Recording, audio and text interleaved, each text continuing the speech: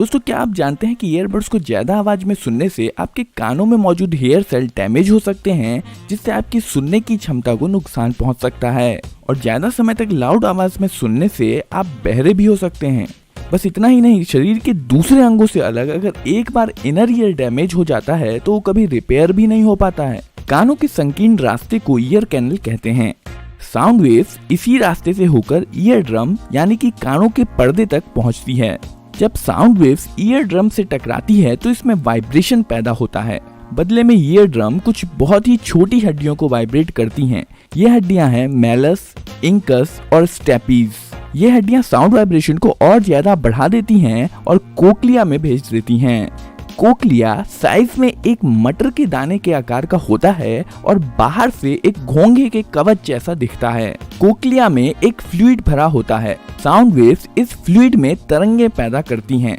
बालों की तरह की एक चीज जिसे स्टीरियोसीलिया कहा जाता है, हेयर सेल के ऊपर मौजूद होती है और कई स्टीरियोसीलिया मिलकर एक बंडल के रूप में कोक्लिया के अंदर रहते हैं। कोक्लिया के अंदर मौजूद ये हेयर सेल इन वेव्स से प्रभावित होते हैं और हेयर बंडल हिलते हैं। हेयर सेल्स के ऊपर ये जो हेयर बंडल हैं, ये इस मूवमेंट को इलेक्ट्रिकल सिग्नल में बदल देते हैं। जैसे ही हेयर सेल हिलते हैं, आयंस हेयर सेल की ऊपरी परत की तरफ जाते हैं, जिसके कारण हेयर सेल के निचले हिस्से में केमिकल रिलीज होता है।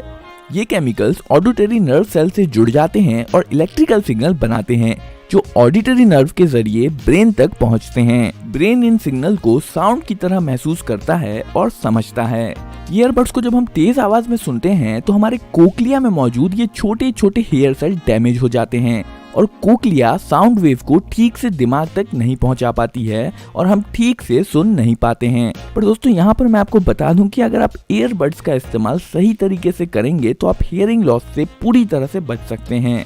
इसके लिए डॉक्टर सुझाव देते हैं कि अगर आप ईयरबड्स को कान में लगा के सुनते हैं तो आप 60% बाय 60 मिनट रूल को याद रखें।